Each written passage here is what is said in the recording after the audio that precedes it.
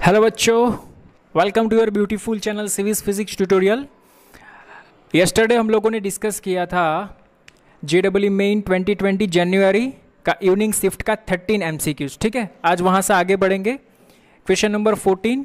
Okay, so question number 14 is that in YDSC the separation between two slits. देखो यहाँ पे YDSC experiment का नाम सुन रखा है क्या?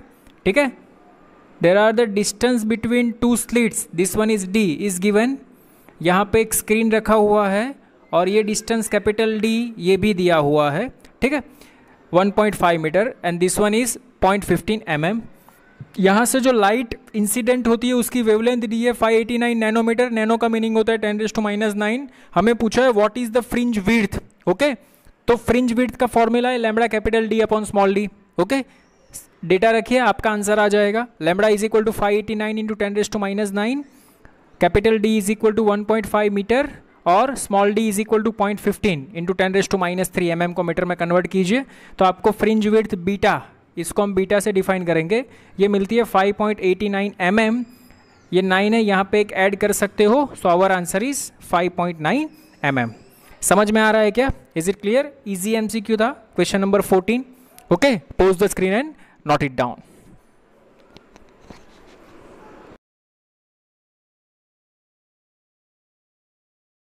Next one is question number 15.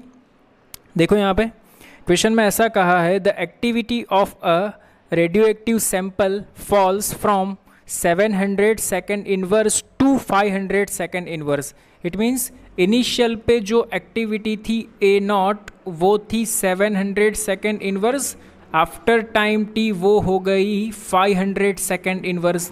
ठीक है, तो हमें पूछा है इन 30 मिनट, ये जो हुई इसमें टाइम कितना लगा? 30 मिनट लगा। Okay, 30 minute. तो हमें ये पूछा है it's half time is close to, तो हाफ टाइम फाइंड करना है। तो एक्टिविटी का ये हमारे पास फॉर्मूला है A is equal to A0 e⁻ lambda into टी, where lambda is equal to ln2 upon T half. ln2 की वैल्यू रहती है 0.693, ये ध्यान में रखना। ठीक है, T में कैपिटल T स्मॉल t कुछ भी, T हाफ है ये समझना ना। उसी हियर ये फॉर्मूला में देखो A की वैल्यू हमारे पास है 500, A0 की वैल्यू है हमारे पास 700, सो 500 equal to 700 e⁻t।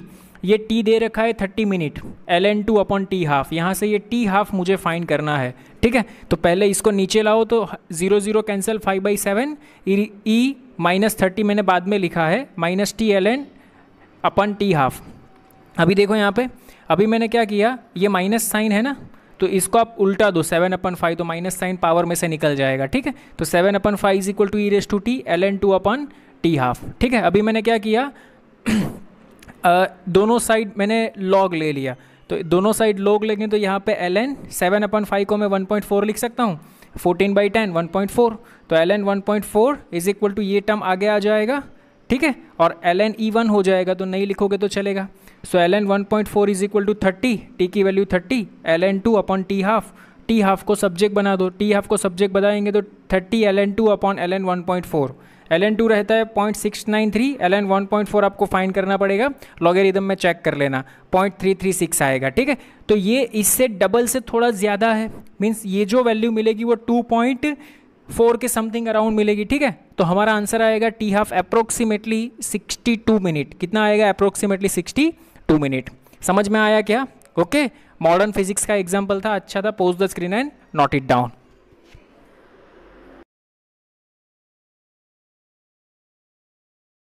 Okay, next one question number 16। देखो यहाँ पे box of 196 newton on a spring balance at a north pole. देखो यहाँ पे एक स्प्रिंग बैलेंस सिस्टम रखा है, ठीक है, और यहाँ पे एक बॉक्स रखा है नॉर्थ पोल पे, उसका वेट 196 न्यूटन है, तो W is equal to 196 newton. तो इसका मास क्या होता है? 19.6 kg होगा, 10 से मल्टीप्लाई करो तो वेट मिलता है। ठीक है, तो क्वेश्चन में हमें ये पूछा है if weight recorded on the same balance if it shifted to the equator is closed to। अगर मैं ये मास को यहाँ पे शिफ्ट करता हूँ, ठीक है, तो इसके नज़दीक नज़दीक इसका वेट क्या होगा इक्वेटर पे। तो याद करो ग्रेविटेशन पे, ग्रेविटेशन में हम पढ़ चुके थे कि यहाँ पे जो ग्रेविटेशनल एक्सेलरेशन रहता है G डैश, वो रहता है G - R ओमेगा स्क्वायर। कहाँ पे, इक्वेटर पे, ठीक है। तो देखो यहाँ पे weight at equator W dash is equal to M G dash, ये जी डैश की वैल्यू क्या रहेगी, G minus R omega square, okay.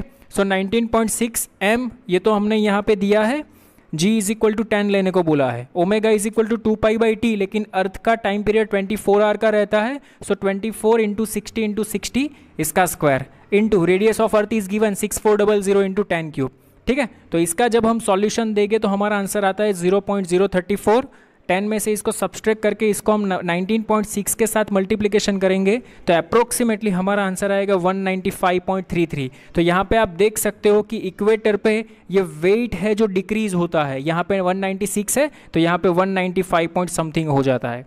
Is it clear, समझ में आया? देखो यहाँ पे अच्छा क्वेश्चन था, ग्रेविटेशन के साथ मिक्स किया हुआ, नोट इट डाउन।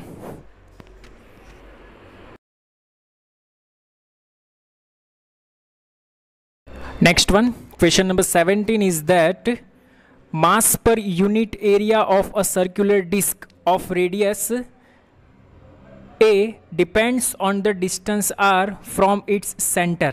देखो यहाँ पे एक सर्कुलर डिस्क दी है हमें, ठीक है, और ये डिस्क है, डिस्क का मीनिंग क्या होता है कि पूरे में कुछ ना कुछ मास होगा, ठीक है, और इसका दिया है एरिया a, और इसकी जो चार्ज डेंसिटी है वो दी है sigma R is equal to A plus B R. Means ये सिग्मा का मीनिंग क्या होता है, mass per unit area sigma is equal to A plus B R. Means जैसे जैसे रेडियस बनेगी वैसे वैसे सिग्मा चेंज होता जाएगा, ठीक है। तो मैंने क्या किया, देखो यहाँ पे एक छोटा सा एरिया कंसीडर कर लिया जिसकी रेडियस है आर, जिसकी रेडियस कितनी है आर, एक छोटा सा पोर्शन कंसीडर कर लिया जिसकी रेडियस कितनी है आर है, ठीक है। तो ये छोटा सा एरिया है, ये छोटी सी रिंग है, उसका एरिया क्या रहेगा, पाई आर स्क्वायर रहेगा। तो उसका एरिया छोटा सा D R is equal to D A is equal to 2 pi R into D R रहेगा कि नहीं, ये छोटा वाला के लिए। क्या बाद में क्या करेंगे हम लोग, यहाँ से यहाँ तक का इंटीग्रेशन कर देंगे, ठीक है, क्योंकि कोई भी जब हमारे पास कंटिन्यूस मास डिस्ट्रीब्यूशन होता है तो हम क्या करते हैं, छोटा सा एरिया कंसीडर करते हैं, उसके लिए सब कुछ फाइंड करके बाद में यहाँ से यहाँ तक का इंटीग्रेशन कर देते हैं, ठीक है। तो देखो यहाँ पे एरिया ऑफ द रिंग, ये मैंने आपको बताया छोटे वाले पोर्शन के लिए 2 pi R into D are. तो ये जो छोटा वाला पोर्शन है उसका मास क्या होगा, तो मास इज इक्वल टू, यहाँ पे फॉर्मूला क्या है, ये रहा देखो, mass is equal to sigma into A, लेकिन ये तो टोटल मास की बात की है, हमें छोटा सा मास चाहिए, छोटा सा mass is equal to sigma into छोटा एरिया। छोटा एरिया कितना है, ये रहा, रख दो यहाँ पे, okay. Now moment of inertia का फॉर्मूला होता है I is equal to M R square, लेकिन हमने यहाँ पे एम कंटिन्यूस मास डिस्ट्रीब्यूशन है तो छोटा सा मास लिया है, so we will write integration D M into R square, that is clear. ये जो डी एम है, डी एम कितने डिस्टेंस पे है, तो स्मॉल आर डिस्टेंस पे है, तो D M into R square, खत्म, ओके। कहाँ से कहाँ इंटीग्रेट करना है, 0 से ए, तो मैंने लिख दिया 0 से ए। यहाँ पे सिग्मा वेरी होती है तो सिग्मा की वैल्यू रख दो ए प्लस बी आर, रख दी A plus B R, R into R, R cube as it is वो भी वेरी हो रहा है, 2 पाई कॉन्स्टेंट उसको बाहर निकाल लिया, आर क्यूब को अंदर मल्टीप्लाई कर दो, A R cube plus B R raise to 4 into D R. अभी इंटीग्रेट करो, इंटीग्रेट करेंगे तो क्या मिलेगा, R raise to power 4/4, R raise to power 5/5, ये तो कांस्टेंट एज इट इज़ रहेंगे, ठीक है। रेंज ए से 0, एक बार आर की जगह पे ए रिप्लेस करो, ए रिप्लेस कर दिया, 0 रिप्लेस करेंगे तो 0 आएगा, नहीं लिखोगे चलेगा, ए रेस टू 4 को कॉमन निकाल लो, this one is our answer, okay. बहुत ही बढ़िया सुपर एग्जाम्पल था मोमेंट ऑफ इनर्शिया का, समझ में आया क्या, कोई प्रॉब्लम नहीं ना, अच्छा एग्जाम्पल था, नोट इट डाउन।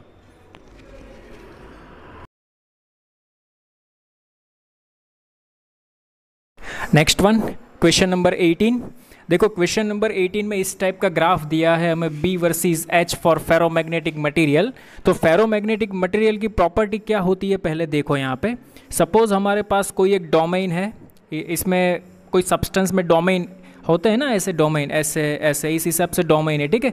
लेकिन जब हम इसमें एक्सटर्नल मैग्नेटिक फील्ड अप्लाई करेंगे, this one is external magnetic field, तो सभी डोमेन है वो एक्सटर्नल मैग्नेटिक फील्ड की डायरेक्शन में अलाइन हो जाएंगे, ठीक है, एक्सटर्नल मैग्नेटिक फील्ड में अलाइन हो जाएंगे। तो इसमें इसका क्या होता है, जैसे ही हम एक्सटर्नल, ये एक्सटर्नल मैग्नेटिक फील्ड है, जैसे ही हम एक्सटर्नल मैग्नेटिक फील्ड अप्लाई करेंगे, ठीक है, तो एक्सटर्नल मैग्नेटिक फील्ड अप्लाई करने के बाद इसकी बी की वैल्यू प्रोपोर्शनलिटी में इंक्रीज होगी, ठीक है। लेकिन मैं अगर एक्सटर्नल मैग्नेटिक फील्ड हटा लूँगा तो इसकी ये जो मैग्नेटिक एच की वैल्यू है वो 0 नहीं हो जाएगी, इसमें कुछ ना कुछ मैग्नेटिक प्रॉपर्टीज़ बचेगी, ठीक है। तो यहाँ पे देखो इसमें क्या होता है कि अगर मैं एक्सटर्नल मैग्नेटिक फील्ड अप्लाई करता गया तो इस पॉइंट तक करता जाऊंगा, लेकिन सभी डोमेन अभी एक ही डायरेक्शन में अलाइन हो गए। अभी आप कितना भी एक्सटर्नल इलेक्ट्रिक फील्ड अप्लाई करो, लेकिन ये डोमेन अभी कुछ नहीं कर सकते। पूरी मैग्नेटिक प्रॉपर्टी इन लोगों ने हासिल कर ली, सभी अलाइन हो गए। समझ में आ रहा है क्या? ठीक है, तो इसको हम बोलते हैं सैचुरेशन पॉइंट। तो in this question saturation point आता है 1.5 पे। ठीक है, तो सैचुरेशन इज 1.5 टेस्ला। जब मैग्नेटिक फील्ड 1.5 टेस्ला होता है तब सैचुरेशन आ जाएगा। अभी क्या होता है कि मैं एक्सटर्नल इलेक्ट्रिक फील्ड धीरे धीरे डिक्रीज करता हूँ। तो अगर एक्सटर्नल इलेक्ट्रिक फील्ड डिक्रीज करूंगा तो ये जो सभी डोमेन है वो फिर से अपनी ओरिजिनल सिचुएशन में नहीं आएंगे। कुछ डोमेन फिर भी अपनी मैग्नेटिक प्रॉपर्टी शो करेंगे। इसका मीनिंग ये होता है कि एच की वैल्यू जीरो नहीं होगी। एच की वैल्यू कुछ ना, अगर आप मैग्नेटिक फील्ड जीरो भी कर दोगे, देखो मैग्नेटिक फील्ड जीरो भी कर दोगे, सॉरी मैग्नेटिक फील्ड एच की वैल्यू यहाँ पे जीरो हो जाती है। आप एक्सटर्नल मैग्नेटिक फील्ड एच की वैल्यू जीरो कर दो, एच की वैल्यू जीरो भी कर दोगे, फिर भी ये मैग्नेटिक प्रॉपर्टी शो करेगा, फिर भी ये मैग्नेटिक प्रॉपर्टी शो करेगा। इसको हम बोलते हैं रिटेंटिविटी। तो रिटेंटिविटी हमें मिलती है 1 पे, तो retentivity is equal to 1 tesla. अगर हमें इसकी मैग्नेटिक फील्ड जीरो करनी है तो फिर भी हम मैग्नेट यहाँ पे देखो एच की वैल्यू नेगेटिव में ले जाएंगे, नेगेटिव में ले जाएंगे, नेगेटिव में ले जाएंगे। यहाँ पे इसकी मैग्नेटिक फील्ड जीरो हो गई, बी की वैल्यू जीरो हो गई। ठीक है, तो इसको हम बोलते हैं कोएर्सिविटी। तो यहाँ पे कोएर्सिविटी मिलती है -50। तो our answer is 50 ampere per metre. अरे समझ में आया क्या? हिस्टेरेसिस साइकिल है। अगर थियरी आपको अच्छे से आती है तो बहुत ही ईजी और सिंपल क्वेश्चन था ये, कुछ नहीं था डिफिकल्ट इसमें। Okay, note it down.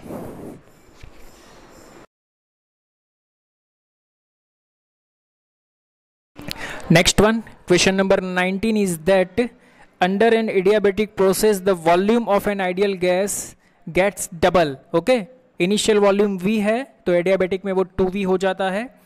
Consequently the mean collision time between the gas molecules changes from τ1 to τ2। ठीक है, जो collision time है वो change होता है τ1 to τ2।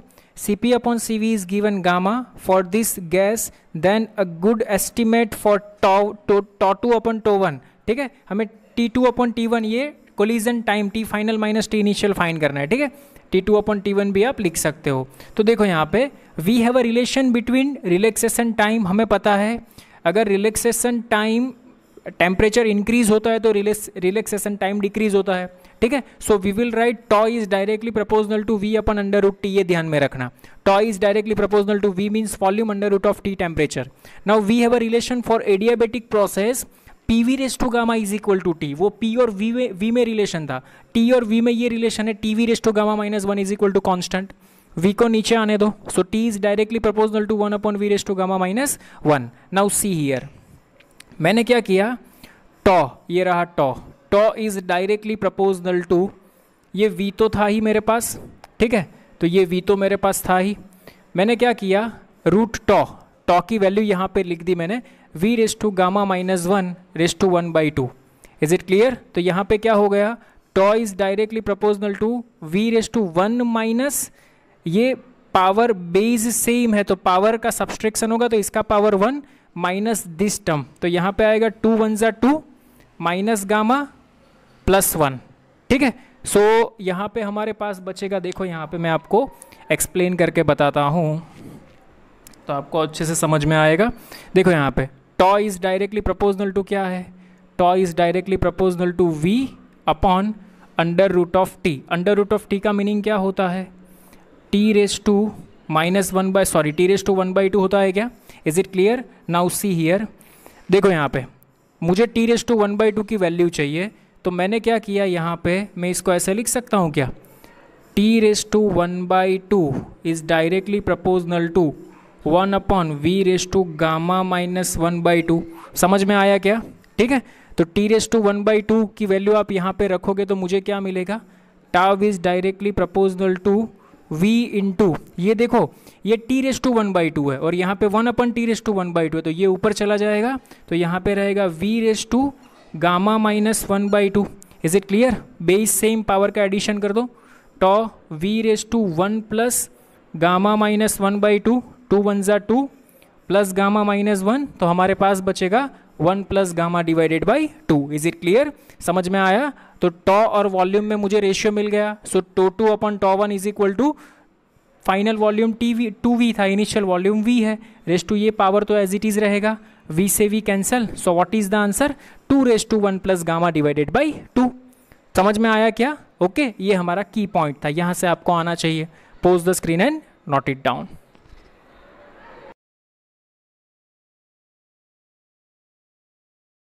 Okay, next one, question number 20। देखो बहुत ही बढ़िया है, थर्मोडायनेमिक्स का है। 2 ideal Carnot engine operates in cascade, all heat gives up by one engine is used by the other engine to produce work. Means एक इंजन को जो हीट देते हैं वो हीट दूसरे इंजन में वर्क प्रोड्यूस करने में काम आती है।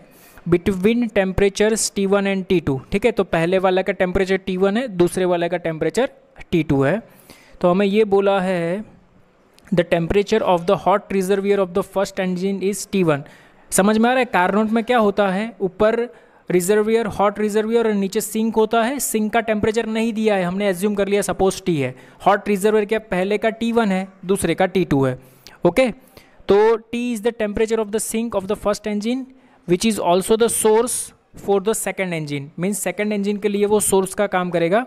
How is the T related T1 and T2 if the both engine performs equal amount of work. दोनों equal amount of work perform कर रहे हैं। तो देखो अगर मैं पहले वाले की बात करूं तो देखो यहाँ पे QH जो फर्स्ट वाला इंजन है, तो QH is equal to heat taken by the first engine. जो कार्नोट इंजन है QH is equal to heat taken by the first engine. So QL है तो नीचे से वो हीट रिजेक्ट करेगा, तो heat rejected by the first engine. और ये जो रिजेक्टेड हीट है उसको हमने QL नाम दिया। तो सिमिलरली सेकेंड इंजन होगा Q1, तो मैंने बोला Q1 is equal to heat rejected by the second engine. जो सेकेंड इंजन है वो हीट रिजेक्ट करती है, उसको मैंने क्या बोल दिया, Q2 बोल दिया। ठीक है, नाउ सी हियर, दोनों में वर्क सेम है, तो work done by first engine is equal to work done by second engine.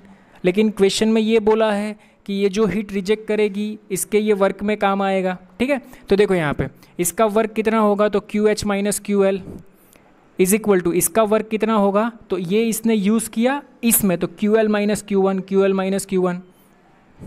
समझ में आ रहा है? यहाँ तो हीट रिजेक्ट है, यहाँ पे Q2 बराबर है Q2, QL माइनस Q2। ठीक है, now see here Q2 is equal to heat rejected, यहाँ पे Q2 आएगा।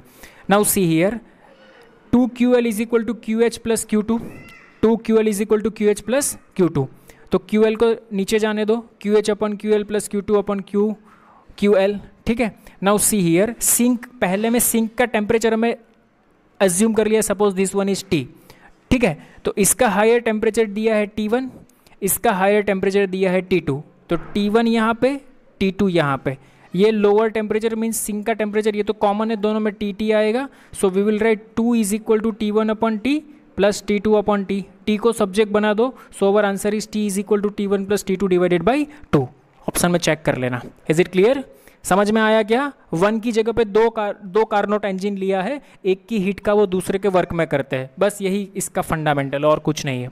Okay, pause the screen and note it down.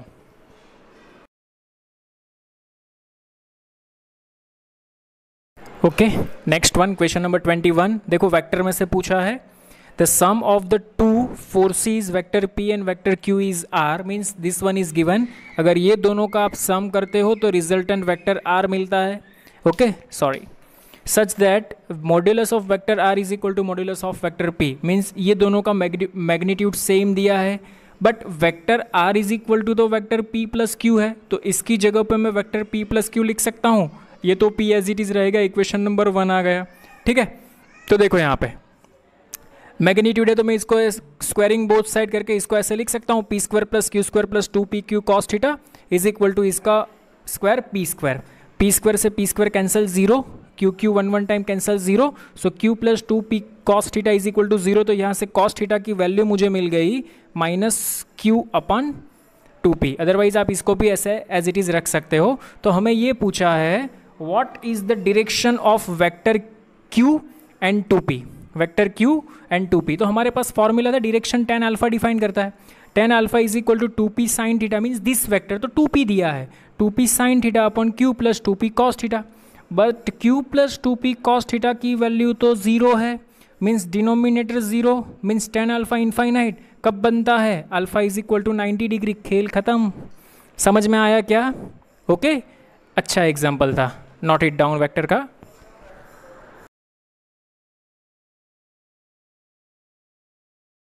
Next one, question number 22। देखो अच्छा है, इस क्वेश्चन में क्या बोला है, एक 60 पिको फैराड का कैपेसिटर है, फुल्ली चार्ज है, इसको 20 वोल्ट के साथ हमने सप्लाई किया तब, ठीक है। बाद में हमने क्या किया, ये सप्लाई डिस्कनेक्ट करके यहाँ पे अगेन 60 पिको फैराड का एक कैपेसिटर इसके साथ पैरेलल में ज्वाइंट कर दिया।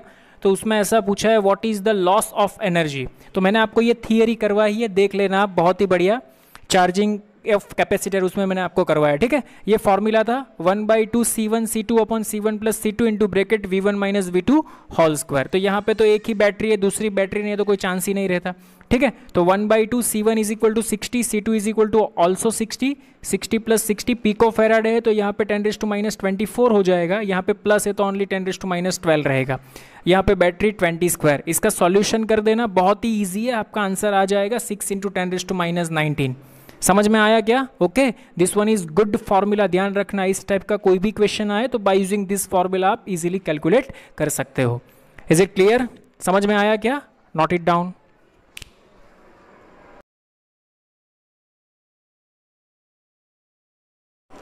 Okay, question number 23। देखो बहुत ही अच्छा क्वेश्चन है। Consider a uniform cubical box, एक यूनिफॉर्म क्यूबिकल बॉक्स दिया हुआ है ऑन अ रफ सरफेस, ये एक रफ सरफेस पे पड़ा हुआ है, ये एक रफ सरफेस पे पड़ा हुआ है। इसके ऊपर एक फोर्स लग रहा है, minimum possible force capital F at a point B above its centre of mass. सोचो यहाँ पे एक सेंटर ऑफ मास है, तो यहाँ से B डिस्टेंस पे एक फोर्स लग रहा है, दैट इज F, और फ्रिक्शन कोफिशिएंट फ्रिक्शन दिया है हमें इसका 0.4।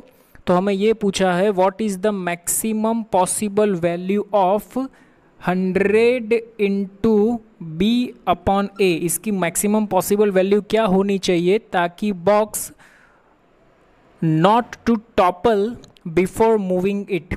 मीन्स अगर हम इसको मूव करें तो ये टॉपल मीन्स घूमना नहीं चाहिए।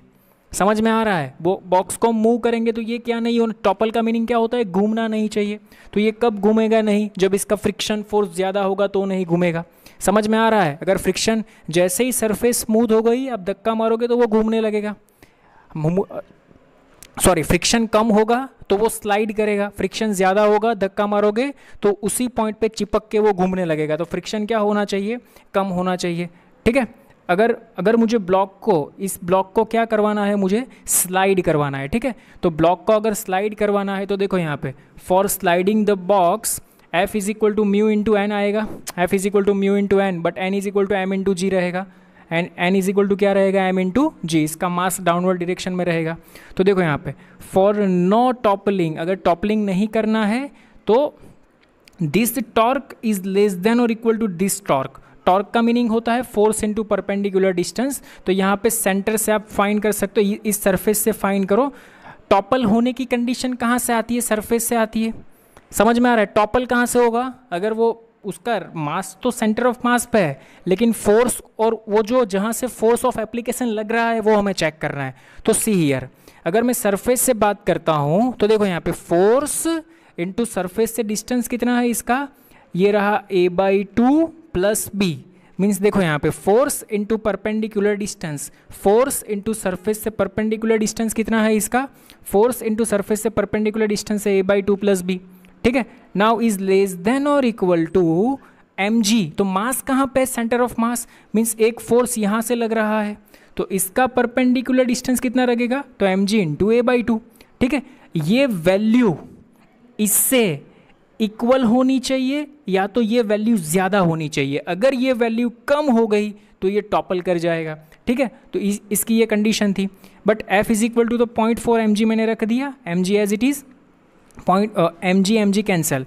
सो यहाँ से मुझे ये कंडीशन मिली, वेरी वेरी मोस्ट IMP ध्यान में रखना, 0.2a plus 0.4b less than और इक्वल टू 0.5a। इसका मीनिंग क्या होता है कि this value is equal to this term, means के लेस देन और इक्वल टू 0.5a होगा, तब भी ये टॉपल नहीं होगा। अगर इससे ज़्यादा वैल्यू आ गई तो ये टॉपल हो जाएगा। आइए चलिए हम और आप मिलकर आगे करते हैं। तो इसका मैंने सॉल्यूशन दिया तो मुझे b/a की वैल्यू मिलती है लेस देन और इक्वल टू 3/4। b/a की वैल्यू क्या मिलती है, लेस देन और इक्वल टू 3/4। तो देखो यहाँ पे इसकी वैल्यू अगर लेस देन और इक्वल टू 3/4, इसका मीनिंग होता है 0.75 मिलती है, but this is not possible. इसकी वैल्यू कितनी मिलनी चाहिए, इसकी वैल्यू b/a की वैल्यू मिलनी चाहिए 0.5a। कितनी मिलनी चाहिए, 0.5a, तब भी हमारा आंसर आएगा। देखो चेक कर सकते हैं हम लोग, b इज लेस देन और equal to 0.75 is not possible. Reason, because maximum value of b can be equal to 0.5a। Maximum value of b can be equal to कितना, ये कितना बेयर कर सकती है, 0.5a। ठीक है, तो यहाँ पे देखो 100 इंटू b/a, तो b की जगह पे ये वैल्यू लिख दो, is equal to 100/a into 0.5। अरे यहाँ से पता चलेगा कितना बेयर कर सकेगी, 0.5a, a से a cancel. What is the answer, 50।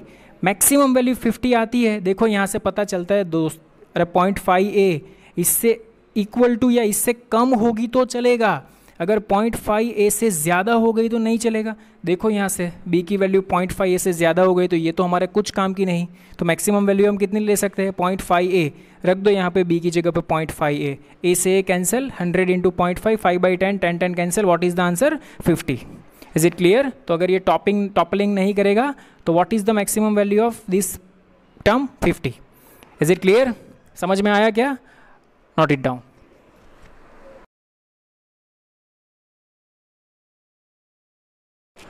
Okay, question number 24 देखो। Question number 24 is that the balancing length for a cell is 560 centimetre in a potentiometer experiment. Means potentiometer experiment में जो balancing means galvanometer no deflection बताता है वो 560 centimetre के length पे है। So we will write E is directly proportional to length, means E is equal to any constant K into 560। ये हमें प्राइमरी दिया है, ठीक है। When an external resistance of 10 ohm is connected to parallel to the cell, एक 10 ohm का resistance ये cell के parallel में मैंने join कर दिया, ठीक है। तो if the internal resistance of the cell is n/10, ये जो internal resistance है R, ये हमें दिया है, मार्क कर गई क्या, R is given n/10। तो what is the number of turn, N means find, turn means N की वैल्यू फाइंड करनी है। तो देखो पहले तो इंटरनल रेजिस्टेंस फाइंड करो कितना रहता है, ठीक है। तो इक्वेशन नंबर 1 मिल गया। Now when balancing length changes 60 centimetre, ऐसा क्वेश्चन में पूछा कहा गया है।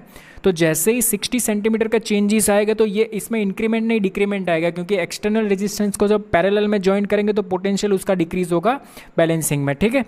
तो यहाँ पे आ गया 500। तो यहाँ पे पोटेंशियल कितना होगा, यहाँ पे पोटेंशियल होगा, ध्यान से समझना, इसका एक फॉर्मूला है, बैटरी का potential upon R plus external resistance into external resistance. तो E/R+10 into 10, E/R+10 into 10 is equal to K into 500। This one is equation number 2। Equation number 1 और 2 को डिवाइड करो, डिवाइड करने से मिलता है R+10/10 is equal to 56/50। Okay, so यहाँ से मुझे स्मॉल r की वैल्यू मिलती है, कितनी मिली, small r is equal to 6/5, but small r is equal to तो n/10 है, तो n/10 इज इक्वल टू 6/5, ठीक है। तो n की वैल्यू हमें क्या मिल जाएगी, 12 मिल जाएगी। समझ में आया क्या, इज इट क्लियर। नहीं समझ में आया तो पोटेंशियोमीटर का मैंने पूरा थियरी कंसेप्ट बताया है, चैनल पे जाके देख लेना, potentiometer by CV sir. Okay, note it down.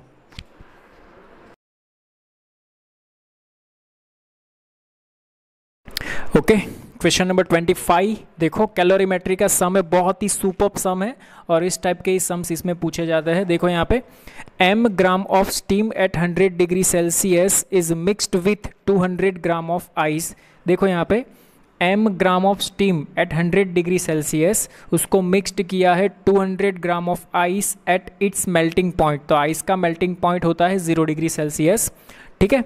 If it produce liquid water at 40 degree Celsius, तो इसका मीनिंग क्या होता है, देखो यहाँ पे ये जो m ग्राम स्टीम है ना, उसको 40 डिग्री सेल्सियस पे लाओ और 200 ग्राम आइस है उसको भी 40 डिग्री सेल्सियस पे लाओ। यहाँ पे एक फंडा लगेगा कैलोरीमेट्री का, heat lost is equal to heat gain, ठीक है। तो हीट लॉस्ट करेगा, ये हीट लॉस्ट करेगा, ये हीट गेन करेगा, हीट गेन करेगा तो ये मेल्ट होगा, समझ, ये मेल्टिंग होगा इसमें, ठीक है। तो देखो यहाँ पे कैलोरीमेट्री का रूल, आगे पढ़ते क्या दिया है, heat of vaporisation of water is 540 calorie per gram, vaporisation दिया है, ठीक है। तो इसमें से वेपोराइजेशन होगा 540 and heat of fusion of ice, ये दिया है 80 calorie per gram, the volume of the mass, ये मास फाइंड करना है। देखो यहाँ पे क्या करना है, कुछ नहीं, बहुत ही इजी कंसेप्ट है। ये m ग्राम स्टीम है, उसको 40 डिग्री पे लाओ, और 200 ग्राम जो 0 डिग्री पे आइस है उसको भी 40 डिग्री पे लाओ। तो मैंने क्या किया, देखो यहाँ पे m gram of steam eight 100 degree Celsius, तो जो भी स्टीम होती है वो डायरेक्ट वाटर में कन्वर्ट नहीं होती, पहले इसको जो भी डिग्री पर है, तो m gram of steam 100 degree पर है तो पहले इसको 100 डिग्री वाटर में कन्वर्ट कीजिए। तो देखो टेम्परेचर सेम रखेंगे तो यहाँ पे लेटेंट हीट का कंसेप्ट यूज़ होगा, तो हम यूज़ करेंगे Q is equal to MS into L। इसकी लेटेंट हीट हमें दी है स्टीम की 540, मास हमें नहीं दिया है, तो m इंटू 540, ये रहा 540 कैलोरी। अरे समझ में आ रहा है क्या, इज इट क्लियर? अभी ये जो 100 डिग्री सेल्सियस पर वाटर है उसे मुझे 40 डिग्री सेल्सियस पे वाटर पे कन्वर्ट करना है, तो Q is equal to MS delta T। समझ में आ रहा है, वाटर सेम है, सिर्फ टेम्परेचर डिक्रीज करना है। तो m is given mass, S for water 1 रहता है, डेल्टा T 60, तो यहाँ पे आएगा 60 m। तो टोटल एनर्जी इस साइड कितनी आ गई, 540 plus 60 mean 600 m left hand side. Right hand side क्या होगा, देखो यहाँ पे 200 ग्राम आइस एट 0 डिग्री, तो पहले इसको 200 ग्राम वाटर एट 0 डिग्री में कन्वर्ट करो, 200 ग्राम वाटर एट 0 डिग्री, ठीक है। तो Q is equal to ML, M is given 200 gram, L is given 80, तो इसका मल्टीप्लिकेशन करो 16,000 होता है। नाउ यही 200 ग्राम वाटर एट 0 डिग्री है, उसको 40 डिग्री वाटर पे कन्वर्ट करो, तो MS डेल्टा T यहाँ पे आएगा 40 माइनस 0 मीन्स 40। ओके, m हमें दिया है 200, वाटर के लिए s की वैल्यू 1 रहती है, सो 200 इंटू 40, तो 4 2 ज़ा 8, ये बन गए 8000, 16,000। तो इस साइड टोटल एनर्जी कितनी हुई, 24,000। So this side energy is equal to this side, so we will write 600 m is equal to 24,000। यहाँ से कैंसिल करेंगे तो हमारे पास m की वैल्यू क्या बचेगी, 40 gram. This one is our answer, ठीक है। बहुत ही बढ़िया कंसेप्ट का एग्जाम्पल था। इस टाइप का कोई भी एग्जाम्पल पूछे तो आप ये मेथड फॉलो कर सकते हो। Is it clear? Pose the screen and note it down.